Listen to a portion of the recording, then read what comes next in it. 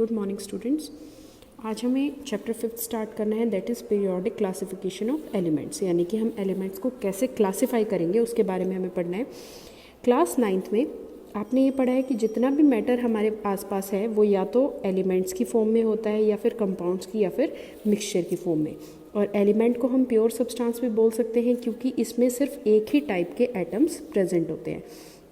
Till date at present हमारे पास 118 elements ऐसे हैं जिनका हमें पता है, और इन 118 में से भी 94 हमें नेचर में मिलते हैं।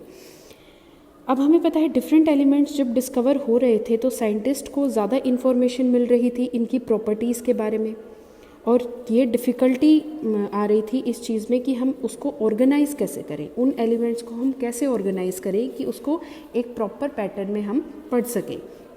उन्हें एक पैटर्न की ज़रूरत थी, उसके बाद वो एक पैटर्न बनाने के लिए ट्राई कर रहे थे जिसमें जो भी प्रॉपर्टीज़ है एलिमेंट्स की वो आ सके और लार्ज नंबर ऑफ एलिमेंट्स को हम इजीली स्टडी कर सके उनकी प्रॉपर्टीज़ को ध्यान में रखते हुए।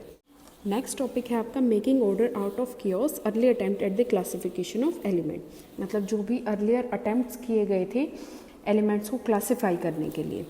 अब आप कई सारी चीज़ों के बारे में पढ़ते हो, लिविंग बींग्स के बारे में पढ़ते हो। लिविंग बींग्स को क्लासीफाई कैसे किया जाता है उनकी प्रॉपर्टी के बेसिस पर।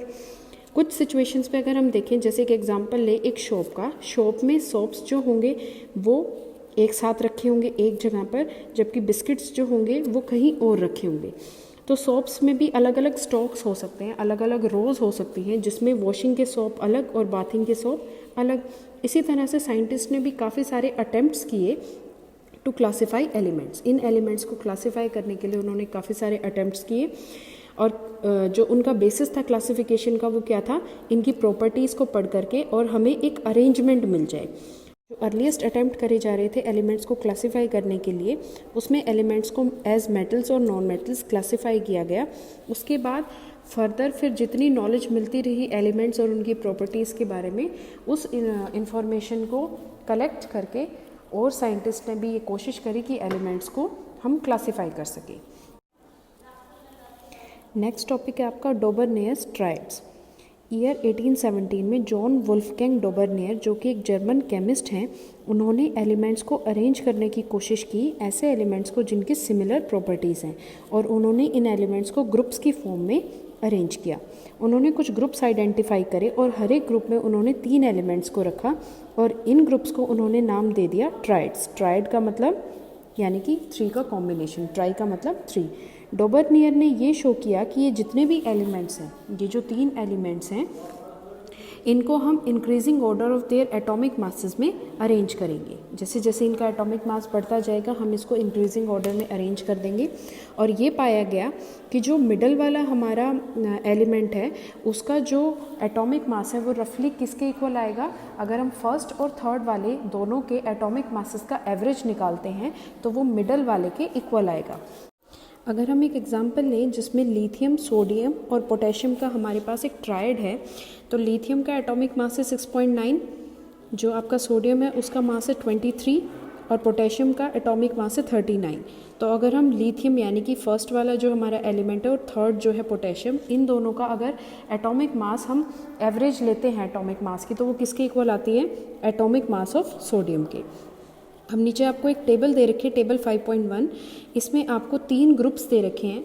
इन तीनों ग्रुप्स में 3-3 एलिमेंट्स हैं और इनको अरेंज कर रखा है in increasing order of their atomic masses. अब जो ग्रुप बी और सी हैं डोबरनेयर ट्राइड्स में, यहाँ पर हम देखते हैं कि डोबरनेयर ने 3 ट्राइड्स आइडेंटिफाई करे उन एलिमेंट्स को देख करके जो उस टाइम पर नोन थे, लेकिन यहाँ पर ये सभी पर लागू नहीं हो पा रहा था, सिर्फ कुछ ही एलिमेंट्स पर लागू हो पा रहा था, तो इसलिए ये यूज़फुल नहीं माना गया, इसको डिस्कार्ड कर दिया गया। उसके बाद न्यूलैंड ने एक लॉ दिया। अब न्यूलैंड्स लॉ ऑफ ऑक्टेव के बारे में हम पढ़ेंगे। ओक्टा का मतलब आपको पता है, ओक्टा का मतलब होता है 8। डोबरनेयर ने जो भी अटेम्प्ट्स करे उन अटेम्प्ट्स की वजह से बाकी जो केमिस्ट थे वो भी एलिमेंट्स की प्रॉपर्टीज़ को उनके एटॉमिक मासेस से रिलेट करने लगे। बाकी के केमिस्ट भी क्या करने लगे, एलिमेंट्स की प्रॉपर्टीज़ को उनके एटॉमिक मासेस से रिलेट करके अरेंज करने के अटेम्प्ट्स करने लगे।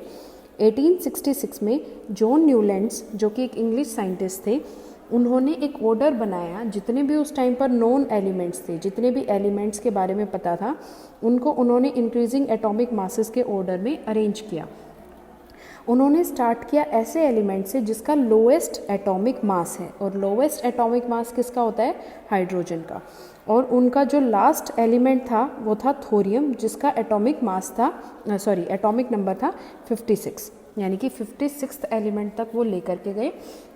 उन्होंने ये देखा कि हर एक जो 8th एलिमेंट है, फर्स्ट से लेकर के 8 एलिमेंट्स तक उन्होंने अरेंजमेंट जब करा तो उन्होंने ये देखा कि जो पहले वाला है और जो 8वां है, जो 8th एलिमेंट है, उन दोनों की प्रॉपर्टीज़ सिमिलर पाई गई। ठीक है, इसको उन्होंने किससे रिलेट किया? जो म्यूज़िक में सारे गामा जो होते हैं ऑक्टेव्स, उनसे रिलेट किया, और इसी को उन्होंने क्या कह दिया? Law of octaves. अब इसे बोला गया Newlands law of octaves.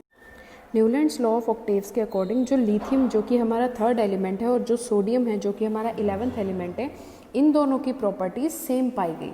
Lithium 3rd है, अगर हम उसे फर्स्ट कंसिडर करते हैं तो उससे जो 8th एलिमेंट आएगा वो होगा हमारा सोडियम। तो सोडियम और लिथियम के बीच में प्रॉपर्टीज़ सिमिलर पाई गई। जैसे बेरिलियम है, बेरिलियम का एटॉमिक नंबर है 4 और जो मैग्नीशियम है इसका है 12।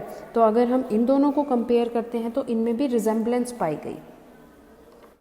यहाँ पर आपको न्यूलैंड्स ऑक्टेव के बारे में एक टेबल दे रखी है 5.3, आप उसमें देख सकते हो इन्होंने कैसे कोरिलेट करके प्रॉपर्टीज़ को, यानी कि पहला जो एलिमेंट है और उससे फिर 8th एलिमेंट, उन दोनों की प्रॉपर्टीज़ को सिमिलर बताते हुए इनकी ग्रुपिंग करी।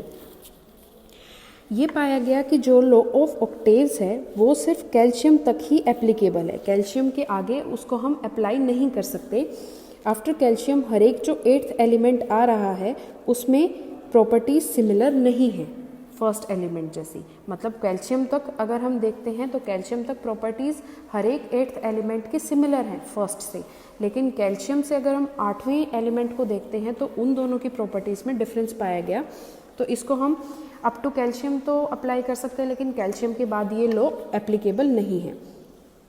ये एज्यूम किया गया बाय न्यूलैंड ने ये एज्यूम किया कि जो 56 एलिमेंट्स है वही सिर्फ नेचर में एग्जिस्ट करते हैं और कोई भी एलिमेंट्स कभी फ्यूचर में डिस्कवर हो ही नहीं सकते। लेकिन लेटर ऑन कुछ नए एलिमेंट्स भी डिस्कवर किए गए जिनकी प्रॉपर्टीज़ लॉ ऑफ ऑक्टेव्स में फिट ही नहीं आ रही थी। In order to fit elements into his table, Newland adjusted 2 elements in the same slot. अब एलिमेंट्स को अपने टेबल में फिक्स करने के लिए न्यूलैंड ने क्या किया? एक ही स्लॉट में 2 एलिमेंट्स को डाल दिया, but also put some unlike element under the same note. और उन्होंने क्या किया? कुछ अनलाइक एलिमेंट्स को भी सेम नोट यानी कि सेम स्लॉट में ही रख करके, यानी कि उसकी प्रॉपर्टीज़ को स्टडी करे बिना, जिनकी प्रॉपर्टीज सेम नहीं थी, कुछ डिफरेंस था, उन्हें भी सेम स्लॉट में रख दिया, कंपेयर कर दिया उसको सिर्फ 8th एलिमेंट से।